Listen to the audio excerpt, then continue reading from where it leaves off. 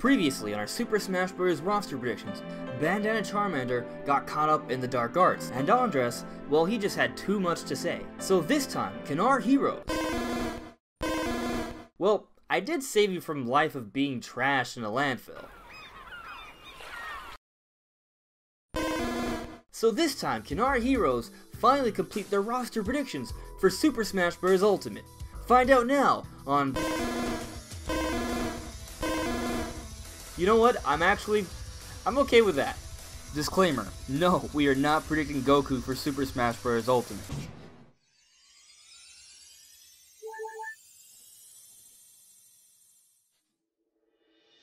Welcome everyone, this is on Just Restart, that's Bandana Charmander, and this time we're going to be going into the second part for our roster predictions for Super Smash Bros. Ultimate. So last time we concluded that there would be about 76 total characters, and if you haven't seen that video yet, I strongly recommend you go check that one out first, and then I'll put the link in the description below so you can see all of those characters, and then come back to this one. But basically in this video we're going to be talking about the characters I think that are going to come out once the game actually releases. So basically DLC. And the way I think it's going to work is that they're going to be releasing characters maybe every 2 months, and they're going to continue to support this game with new content throughout the year, kind of the same like the way they did with both ARMS and Splatoon, because it's going to be a big online game. I think they're going to really focus on having a strong online community this time around, and they want to give this game legs. They want to support it as potentially an esports title. They really want to make Smash Bros. The biggest it's ever been, so DLC is going to play a vital role in that and giving this game a much longer lifespan.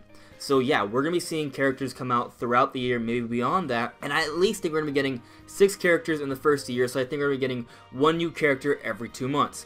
So the very first character I think we're actually going to get for, I guess, Season 1 of the DLC for Smash Bros. Ultimate is going to be Octoling. I think there's going to be both a female and male variant the same way it is for Inkling Girl and Boy. I do not think it's going to be an Echo character.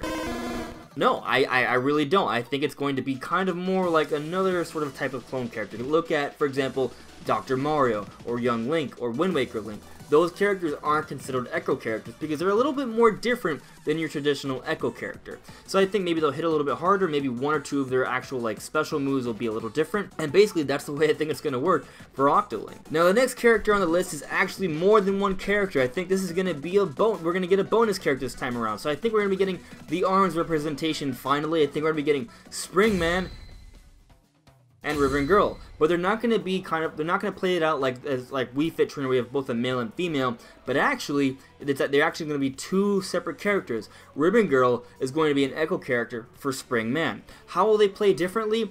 Well, the way I see it, I think they're going to kind of sort of make it seem a little very similar to the way they play in the games. How Ribbon Girl has an additional jump, she'll have an additional jump in Ultimate, and maybe Spring Man, you know, because he has that rebounding effect, maybe when he's weaker, he hits a little bit harder, maybe a bit more than most of the other characters, and that's the way I think it's going to work. I think it'll be really cool, and it's going to be really awesome seeing both Spring Man and Ribbon Girl in Smash Ultimate.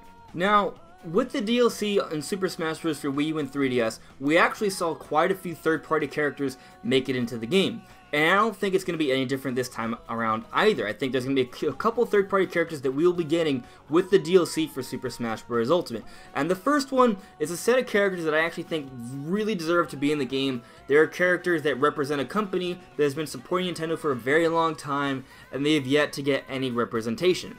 And the characters I'm referring to are Rayman and Rabbids. I actually think it's going to be a combo character, maybe kind of like Pikmin and Olimar, or, you know, like Ice Climbers or what have you. Basically, it's going to be a character that can also throw other characters. So your core character is going to be Rayman, I think, but I think he'll be able to chuck Rabbids around. They'll be able to go and, you know, conduct with their mayhem and such, because that's what they do. They're Rabbids and they're crazy. But of course, Rayman himself will be able to fight on his own, and I think it'll be really cool, and it'll be great to finally see Ubisoft get some representation, because they've been supporting Nintendo for such a long time. And honestly, Rayman's been around for years. He's a classic character, and along with those Rabbids, it's pretty iconic, I think, and I think they'll be a great fit in Smash Brothers.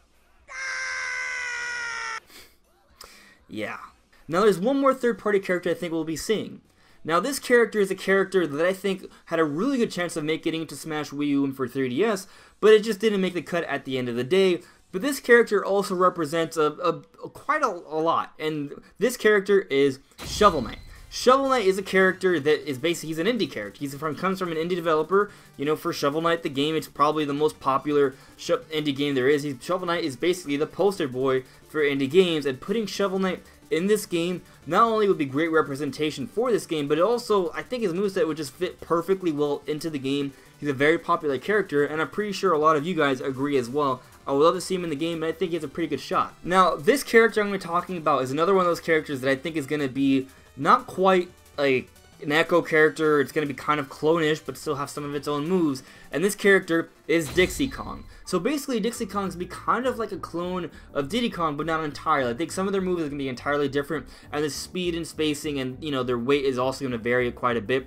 But one thing for sure that will be different will be their up B. Diddy Kong has the jetpacks with his up B. I'm pretty sure that if Dixie Kong makes it into the game, that her up B is going to have to be related to her, you know, the way she twirls up her hair like a propeller, and that's going to be a pretty different thing, and I can imagine she's going to get a lot more lift, a lot more control with her aerial combat, and I think it'll be really cool and a great way to differentiate Dixie Kong from Diddy Kong. And also, she would just be a great fit for Smash Brothers. She's part of that trifecta from the Donkey Kong series, and Donkey Kong is kind of like a really big deal, so definitely I think Dixie Kong deserves a spot in Smash Ultimate. Now for my final roster prediction, this is a character that I think makes a lot of sense because Nintendo has been using the Smash series to raise the awareness for different franchises over the years. And if you look what they did at the end of the E3 2018 Direct, they showed off Ridley from the Metroid series.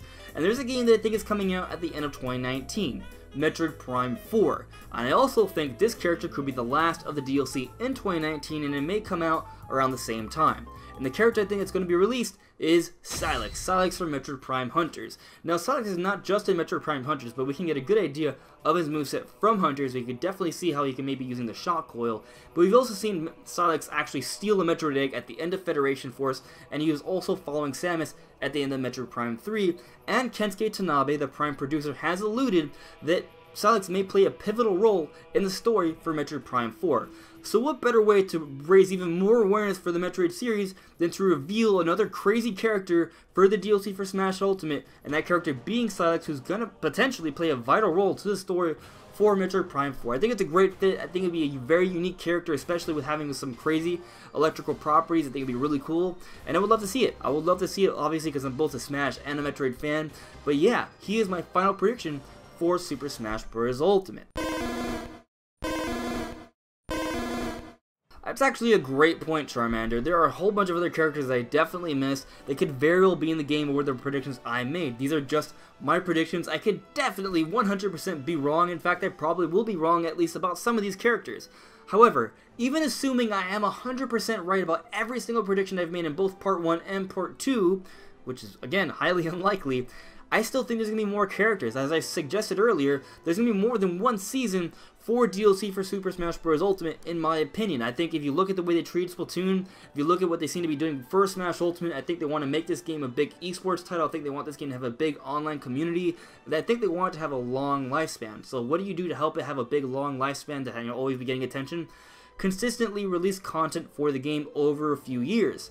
So then, this Seasonal 1 DLC that I talked about in this video, we're just scratching the surface. We could be getting DLC for a few years. So the possibility of seeing King K. Rool or Geno, that could happen. We could see those characters. Even if they don't come out with the initial roster or the first year of DLC, I think eventually we may be getting a lot of other characters. The possibilities are nearly endless for Super Smash Bros. Ultimate, and I think it would just fit really well. So again, if you believe me, if you think my predictions are 100% correct, which you probably shouldn't, but you know, some of them might be, then hey, there's still maybe more. So don't be disappointed, I guess, because we don't know what's coming out yet. We really don't. But those are my thoughts, guys. What do you guys think? What sort of characters do you think we'll be seeing for Super Smash Bros. Ultimate in terms of the main cast and the DLC characters? How long do you think the DLC will go on for? I'm really curious what you guys think. But anyways, everyone, thank you so much for listening and watching. I hope you guys enjoyed it. Let me know, and I'll see you all really soon. Bye.